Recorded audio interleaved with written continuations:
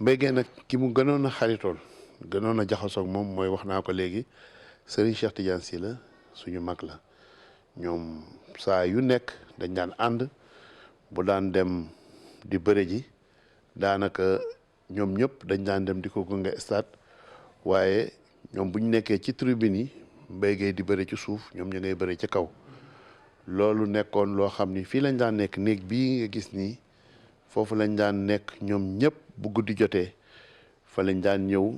ñu dajaloo fi ñuy waxtaan Bachir nekkoon fii uuf ñu daan fi nekk lu ne daal daan nañ ko fi def ci diggante waa ñoom sëñ Moustapha ñoom sëñ Mbaye ñoom ñëpp daal wax dëgg yàlla kër gi seen kër la woon. am nga ku nekk Fass rek nekk xale da ngay bëgg làmb ndax loolu ñoom ñoo ko jiwoon ci ñun tey Mbaye Guèye defoon na fi ay dafa nekk koo xam ne tamit yu bari moom moo ko indi ci làmb yu bare gis nga face à face yi ngeen di gis ni mbër yi di waxante di tëkkonteeg yooyu Mbaye Guèye daanaka moom moo ko indi ci làmb ji te bu ko daan def da ko daan def ak xadar bu ko defee pour rek ki nga xam ne moom la war a jonganteel daal di déstabiliser wu ci wàllu psychologie yooyu yëpp Mbaye Guèye ko fi indi boo gisee làmb yi nga xam ne dañuy fay mbër yi ay millions Mbaye Guèye ko fi indi waa affaire fans club yi ngay dégg Mbaye Guèye ko fi indi xam nga ay bu daan bëre ñuy baare koñ bi kenn du jàll yooyu Mbaye Guèye ko fi indi ñun nag dañ ci amoon loo xam ni dañ ko daan fowe ndax boobu xale la ñu woon ay nekk ay tout tànk buñ daan jaar ci koñ bi ñu ni fii kenn du fi jaar ndax dañ ko baare mooy koy buntu biy jaar tali biy jaar kër Mbaye Guèye buntu kër Mbaye Guèye buñ ñëwee rek ñun buñ ma xàmmee daal di ne kii mara la daal di tijji ñu daal di jàll man ak sama ay xarit su ko defee ñun nag loolu dafa daan neex ci ñun ndax dañ doon yëg ni ñun tamit dem nañu ba boole ñu ci ambiance su làmb ji nga xam ni ñu nekk dans le cercle de confiance suñu ñëwee dugg si daal di ñuy bàyyi ñu jàll dañ ko daan foowee nag saa yu ñuy def fenn rek foofu la ñuy jaar ñu ne ubbi leen mara ñëw na ñu daal di jàll loolu daal nekk loo xam ni wax dëgg yàlla ku juddoo Fass màggee Fass xam nu làmb mel biir Fass loolu day nekk bànneex ci yow nga daan gis tey bu Mbaye Guèye daan bëre yegg si ci stade bi yooyu mu daan dugg see daanaka mbëri yu bari daaw ñoon dugg see noonu ñu sotti ko soow ci bopp bi mu daal di nekk di bàkku te señor gi waaw loolu xam nga tamit ci ay seeni feemu làmb la daan nañ ko def ñun ñii sax daan nañ def ñun tamit bu ñu daan organiser fii ay mbapat fii ci biir koñ bi ku ci nekk dem fële marché jënd fa soow daal di booy ñëw bu dee yaa war a bëre grand combat ñu sotti la soow comme Mbaye Guèye fekk na boobu da nga daan yaakaar ni yow it yaa ngi ci biir waaye ñoom xëy na lañ daan sotti ko am na yeneen ñu ci daan rax waaye ñun soow marché rek lañ daan jël bu ko defee daal di koy yëngal sotteeku soow bu ñëwee ndeysaan V5 fay ñëw dar ko di ko tëggal ñoom Moussa Ñing ñëw yore yëpp nga xam ni lu jëm ci wàllu xarxa fuufa la kon tey daal dañuy jaale waa Sénégal yëpp di jaale askanu làmb yëpp waaw waaye nag di ko jaale suñu bopp ndax Mbaye Guèye daal wax dëgg yàlla suñu lépp la woon di ñaan yàlla nag ñoom Moustapha Guèye yàlla lépp lu Mbaye Guèye taxawe woon lu mu mën ren yàlla nañ mën déwén lu ko ëpp te ñoom it yàlla buñ jéem lu ñu tële nii ñu gungee Mbaye Guèye ba yàlla def tey ji yàlla moom ko wax dëgg yàlla dañ ko ci gërëm di ko ci sant daaw rek mois de novembre bi ñu annoncé ni que Mbaye Guèye yaram bi dafa sutante wax dëgg yàlla dem nañ ba seeti ko ànd fa ak Moustapha Guèye man ak Pape Fall bañ demee gis ko mu tëdd ñu xam ni yàlla mayewul dara dafa able rek ku xam Mbaye Guèye ca na mu meloon ak ni nga ko gisee noonu ñun ñëpp suñu yaram dafa daw waaye ñu xam ne rek yàlla ak mbiram lu mu yàlla day buur di borom waaye nee ni borom la gën nekk buur kon lu borom nag day am sañ-sañ ci alalam gannaaw moom alalam moo ñu moom kon lu ñu def rek lu dul nangu dogalam te xam ni bu dogalee itam kenn amul droit loo ciy commenté kon dañ koy ñaanal yàlla yàlla yërëm ko xare ko àjjana ba njaboot gi mu fi bàyyi tamit yàlla teg ci ñoom loxo yàlla bu ñu xiif yàlla bu ñu mar yàlla bu ñu rafle yàlla bu ñu gis dara lu ñu ragal. Mbaye Gueye moo nekkoon 3e lutteur bu nekk Fass ay mbër ak fi nekkoon ba nu fi jëkko nekk fi ko doon jiitu si Fass ba ma la ñoon wax Boy Naar Birame Fall ñu ko wax Boy Naar Fall moo bëri mën a dóor mën a xeex mënul lépp man maa toppal si moom li ma toppal si moom ne Mbaye Gueye ñëw toppal sama ginnaaw te ko Tigre de Fass mu mën a xeex mën a bëre mën a dóor mën lépp Mbaye Gueye te ko Tigre de Fass kooku muy Mbaye Gueye. lu waral Tigre de Fass bi tur bi. Tigre de Fass bi mooy tigre lan ba tigre mooy lan boo demee si àll bi tigre ñi nga xam ne ñi gën a rëy si àll bi sa la bokkoon loolu moom loolu noonu la meloon parce que tigre dafa mënoon xeex mën a dóor loolu la mënoon a dóor mën a fayu mën a xeex mën a gaal mën a mbas mën a dóor part lépp la mënoon loolu moo taxoon Tigre de Fass bi li ko waroon mooy dóor la mënoon ñu koy dóor tuddee ko tigre waaw loolu la woon. combat bi nga xam ne neex la bari la lool mais bi mu si tudd rek mooy combat ak Mouhamed Ndiaye Robert Diouf Mouhamed Ndiaye Robert Mouhamed Ndiaye combat la boo xam ne boobu combat moom Mbaye Gueye bëri ba amatu fi combat bu neex a nag ku nekk la nga mënul ñoom ñaar def ko sa morom ay xeexkat lañu woon ku nekk da nga mënul dóor mën a bëri loolu la ñu bëree ba ñëpp xam ne ñii vraiment li war si làmb yëpp def nañ ko combat mooy combat bi nga xam ne combat bu am solo la woon si Mbaye Gueye. Mbaye Gueye benn combat bi naqadiwuma ndax dafa mën a bëri li bëri laaj yëpp la daan def mbasuma am benn bëri bu ma naqari bu Mbaye Gueye bëri mu naqadi mësul am ndax li mu mënoon li bëri laaj yëpp moom daf ko daan def li bëri laaj yëpp Mbaye Gueye daf ko daan def si lamb loolu mooy li nga xam ne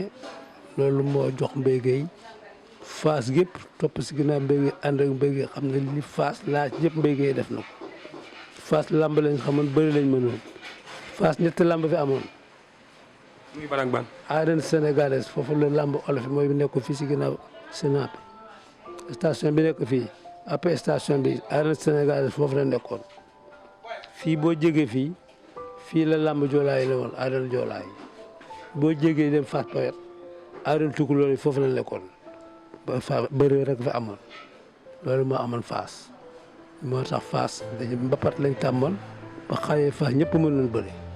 loolu moo jox Fass ay mbër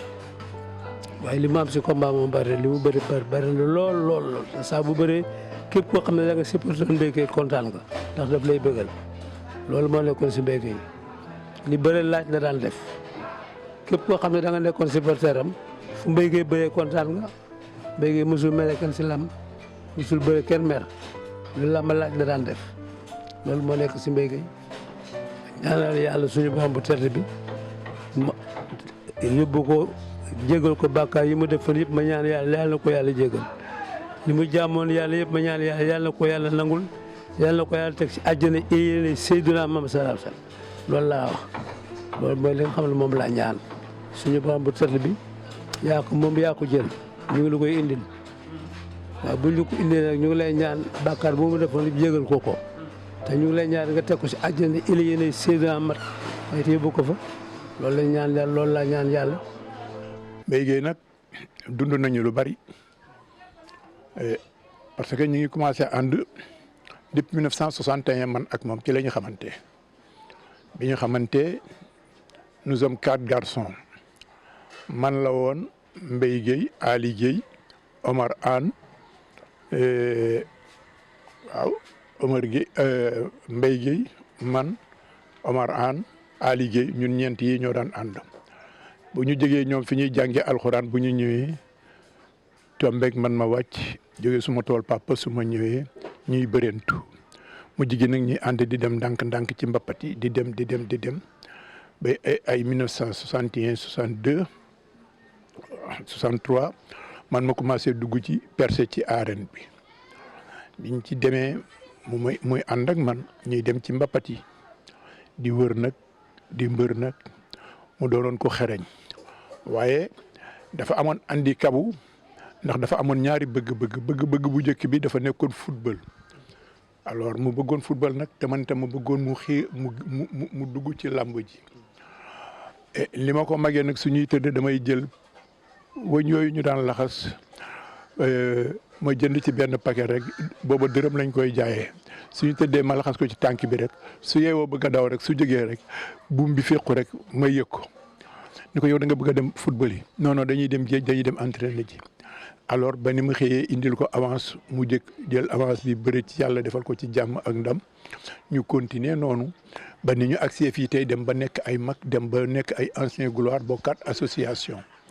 waaye nit ku gore la nit ku baax la jàmbaar la sooy wut jàmbaar soo ko gisee jàpp ko sooy wut nit ku ñemeñ boo ko gisee jàpp ko waaye loolu yëpp dañ cee contribuer parce que dañ daawul fenante daawuñu worante te dañuy waxante dëgg moo tax ñu ñemeñante woon noonu waaw. buñ la doon laaj sunu Pape Mbaye Guèye ban combat la njëkk a bëree. Loolu dafay yomb Sambou Thiaré la njëkk a bëreel fii ci arène sénégalaise fii Sambou Thiaré la njëkk a bëreel fii maa ko jox avance bi 750 à l'époque 750 francs lañ ko fay waaw jox ko 350 avance bi ñu ñëwee ñu jël ko jënd ci. peñu suukar 125 ak paquetu warga noonu la ñuy def keroog mu ne ma waaw léegi nag lu ñuy def ma ne ko non léegi avance bi jeex na léegi nañ dem seeti maire bi defe naa 100 francs lañ ko jox ni ko nanu ñaanal mu ñaanal ñu. boobu ban maire la woon. yaayam bi ko jur yaay satu waaw mu doonoon itam jigéen ju jàmbaare parce que sa jëkkër bàyyi la ak 7 à 8 garçons 6 garçons ak benn jigéen. Ki nga yaakaar amul dara lu mu jàpp mi ngi jàng métier mokkalagul ci portaatu addinaam rek te mu bëgg koy defee lu lew ak lu baax ak lu barkeel muy daan dooleem individuellement lu kenn xamul di indi di bokk ci rakkam musul lekk encore bàyyi leen parce que ñun ñëpp loolu la ñu xam parce que boo amee waajur ni mu jikkawoo moom ngay xool ni muy jëfe moom ngay xool bu ëllëgee noonu ngay mën jëfe noonu lañ jëfe woon te woon yàlla defal ko ci ndam mu am nag yëkkatiku ndax man gisoon naa ni moom à l'époque bi muy ñëw ñun amuñu sensu am drapeau mais gis naa ci moom ci bindam ak itam ci taxawaay boo xam ne su fekkee am na ko yàlla mën na ko jox drapeau arène sénégalaise. Alors Robert bi mu doon supporté à l'époque bi ñu nekkee jeune moom la mujj daan jël ci moom drapeau arène sénégalaise te moom Robert moo nekkoon mbërëm nga xam ni kon làmb lu doy waar la Mbaye nag sama rakk la sama xarit la déggaloon na ma déglu woon na ma it gëmoon na ma nungu woon na sama njàmbaar nungu woon na sama taxawaay nungu woon na sama man-man ndax maam góor gi mooy sunu mag waaye booba moom yàq jëf lay ngemboo booy naar mooy sunu mag booba am na encadrement boo xam ne bii day xeeb suñu pépinière waaye ñun itam ñu góorgóorlu rek fexee dabe parce que dañu bàyyi suñu xel écart bi ñu sunu mag yi jox te waroon ñoo taxawu te maam góor gi aussi boobu temps nekku fi alors ñu bàyyi loolu suñu xel suñu toogee man ak moom parce que toujours loolu la ñuy waxtaan parce que boobu ñoo nekk ci boppu xale yi alors ba yàlla defal ñu nag ñu atteindre ki daan Falaye Baldé jël drapeau arène sénégalaise bi ma ko daanee en 1967 laa ko nag léegi sa waay làmb ji dañ ciy taxaw nag mu ñëw dugg bëri premier combat deuxième combat troisième combat quatrième combat jusqu'à la grand combat yàlla di ko may ndam alors première défaite am digganteem ak Boy Bambara mu metti ñu lool ma ne ko kii dafa àbb sa teraanga rek waaye daf la koy delloo parce que bokku leen mu ne ma lu tax ma ne ko cër yi bokkul bind yi bokkul bëre yi bokkul effectivement ñu toog waxtaan ci entraîné ko trouver solution entraîné ko préparé ko yàlla dogal bañ ci accès itam amoon nañ suñu benn mag moo ñu daan gindi ci wàllu xeex bu bëre bi ak yooyu alors lam ñu digaloon ñu jëfe ko muy grand Issa Camara yàlla na ko yàlla yërëm moom itam alors bañ ci accès itam presque changement de pied la def Boy Bambara attaque mu dóor ko croisé mu daanu alors maam góor gi ñëw aussi c'est la même chose man biñ ko waxee mu ne dootul bëre ak man parce que li mu daj sama bëre ak man daju ko ci ñaari bëri yi sax loolu moo tax man tam jëluma revanche waaye moom daf ñoo daanoon ñun ñëpp waaw mais moom nee na li mu dajoon sama bëre du ko daju ko fenn kon nag dootul bëre ak man. ban combat moo la gën a neex ban combat Père Mbaye Guèye moo la gën a neex ci combat yi. ah mais l'autre jour muy daan Moussa Diame Robert neex na sax waaye xam gi ma xamoon ne man na ko moo tax bànneex ba demeewul noonu alors ndax ñoom bi ñuy bëree man xam naa ni suñu dawoon daje sax Robert daanu bokkuñu entraînement bokkuñu gis-gis bokkuñu bind bokkuñu réflexe bokkuñu xel Robert c'est un grand technicien il est très fort mais quand même mënul woon dékku idée Mbaye Guèye ak expérience bi nga xam ne moom la travail mathématique bi nga xam ne moom la yore mënu ko dékku à l'époque. ban combat moo la gën a metti te moo la gën a choqué moo la gën a naqari ci combat yi mës a bëri yëpp. waaw mooy bi ko Papa Kane dóoree mu daanu boobu moo ma metti parce que dëgër bopp moo ko teg ndax dama waxtaan ak moom ñu am fu ñu dem ñu waxtaan mu ne ma d'accord après dinañ fa dem mu jóge fi jël xaalisam ak avance am daal di dem na Mali dem na Guinée dem na Banjul mais bi mu ñëwee. te boobu àndoo leen. non ànduñu ci yoon yooyu parce que moom dem na pour ci ñi koy ñaanal ñun dañuy nekk restreint alors sàmm écrit bi ak ñi ci nekk bi yàlla dogalee loolu mu ñuy wax ma ànd ak Ousmane Bari ak moom ak sunu benn mag kooku def na ci ba def ci lu ëpp sunu njort ndax à l'époque dem na ba génne xaalis boo xam ne ñun amuñu ko woon yóbbuwuñu ko woon moom mu teg ko ci li ñu yóbbu góor googu ni man ñaan naa te li ma ñaan yàlla nangu na ko allah kulaa leen Mbaye Guèye dina àgg suuf bi ñëwee biñ ko xamalee mu ne ah mu ne waaw mu ne ah waxuy góor yàlla day neexul weddi waaye yàlla bu muy gàcc goo xam ne gi dañ ciy suux ma ne ko loolu mënul am parce que mu ne ah ma ne ko da nga dese adversaire yoo xam ne ñoo koy man te ci ñi nga yar mu ne ah ma ne ko dinañ ko woon comme que lii suñ jógee ci lii mu ne ah ma ne ko dinañ xam niñ def ñu ñëw yàlla dogal waa ji dóor ko mu daanu bi mu ko dóoree mu daanu ñu jóg ñu toogee ñu ñëpp ñu fanaane naqar à 2h30 boobu maa ngi dëkk ci néeg bële mu ñëw fëgg ma men kooka la mu ne woon la bi ma ubbee néeg bi mu xool ma jooy ma xool ko jooy parce que am nañu naqar parce que koo xam ne kii bu ñu doxoo dajeeg moom ci biti buñ ko ne mu daw moo ñu gañe moo leen gañe waaw gañe boobu nag ñu bàyyi ci suñu xel et fexe nañu ba defaraat ko ci ay yooni yoon bëri nañu mu daan ko mbay fayu et jàmm ni ñooy xel door a mën a dal ba neex door a dellu si waaye parce que moom daf fi ñëwoon nekk fi ñëw ci sunuy mag yi nga xam ne ñoo ñuy encadré alors dénkaane fi woon boppam waaye dafa mel ni aussi daf doon jeex ni ñu toogee ak di seet pexe yi nga xam ne moom la ñu yore ndax ni ñuy daanee mbëri waaw moo taxoon loolu den moom itam mu mën ko am. bi nga déggee ne ñàkk nga sa rakk jooju muy Père Mbaye Guèye ba nga ko déggee xibaar bi dal sa kaw nan nga def. non maa ngi ko dégg à 5h30 de matin mënatuma nelaw sama yaram bi di def rëg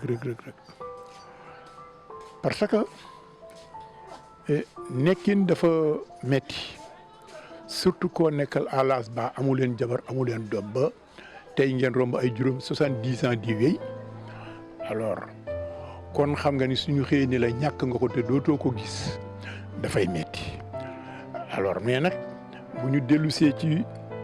suñu digganteeg suñu borom baayam génn na àddina sama baay génn na àddina yaayam génn na àddina sama yaay génn na àdduna waaye yàlla mi nga xam ne moo leen bindoon te jaarale ñu ci ñoom bind leen bindunu moom yàlla du fi jóg te dañ koy bàyyi ak sunu bopp te di ko ñaanal yàlla ko yàlla yërëm te xare ko àjjana. Mbaye Guèye c'est la générosité personnifiée Mbaye Gueye c'était non Mbaye Gueye vraiment lépp lu mu perte c'est à cause de Fass ne lépp loo xam ne Mbaye Gueye amu ko waa Fass yi ñoo tax Mbaye Gueye bu mu gàcce bu ne dagg na ko lu que ça soit loolu lu leer laa lay wax lu ma xam laa wax waxuma ça est-ce que parce que dama ko fréquenté trop Mbaye Gueye dafa nekk suma mag ma fréquenté ko xam ko nag trop donc li ñuy wax ne xam nit man Mbaye Gueye dama ko xam Mbaye Gueye c'est quelqu'un de Mbaye Gueye benn nga ne ñun nous avons porté un monument quoi ñun dañuy perte koo xamante ne bii vraiment est-ce que yàlla dina ku mel ni Mbaye Gueye ah xëy na Fass dinañ ko amaat mais dina jafe de lu daal laa lay wax parce que Mbaye Gueye il était dans tout Mbaye Gueye il est dans le football Mbaye Gueye c'est lui qui organisé nit ñi jeunesse bi moo organisé ci football ñi Mbaye Gueye li moom sax nit ñi yàlla moo ko may daal mbiru yàlla daal bu ñuy football dafa amoon ay équipe yoo xamante ne bii Fass la ne woon c'était ay équipe yoo xamante ne vraiment ay dafa am ñaari équipe yoo xamante ne ay rival lañu maanaam muy ndey ji réew ak Africa benn équipe bu tuddoon Africa ñoom ay rival lañu woon équipe boobu football nañ fa benn match bu rëy boo xamante ne bii te bu ñu paree ci loolu Mbaye Gueye moo yoroon ndey daawur équipe bi xalaatal bu wax li ma lay wax mais bu ñu footballee ba pare waa Africa yi nga xamante ne ñoom ñooy contre waa ndey ji réew ñooñu ñuy gën a supporter Mbaye Gueye que waa équipe am c'est-à-dire dama ko ni mu duggoon ci xol waa Fass yi xëy na peut-être que aussi c'est l'homme dafa dimbali na ba dimbali ñoo xam ne xamu leen Mbaye Gueye dafa këram moo yàlla na ko yàlla fay fu mu nekk yàlla na ko yàlla dimbali quoi parce que waa Fass yëpp loolu la ñu ko war a mën a ñaanal c'est quelqu'un de bien mënuma Mbaye Gueye lu ko quelqu'un de bien xam nga loolu kay daal mu ci mën a wax si Mbaye Gueye c'est quelqu'un de bien Mbaye Gueye daal waa ju baax la ko nit ñi ñu ngi ñaan daal yàlla na ko yàlla yërëm daal vraiment Mbaye Gueye yàlla na ko yàlla yërëm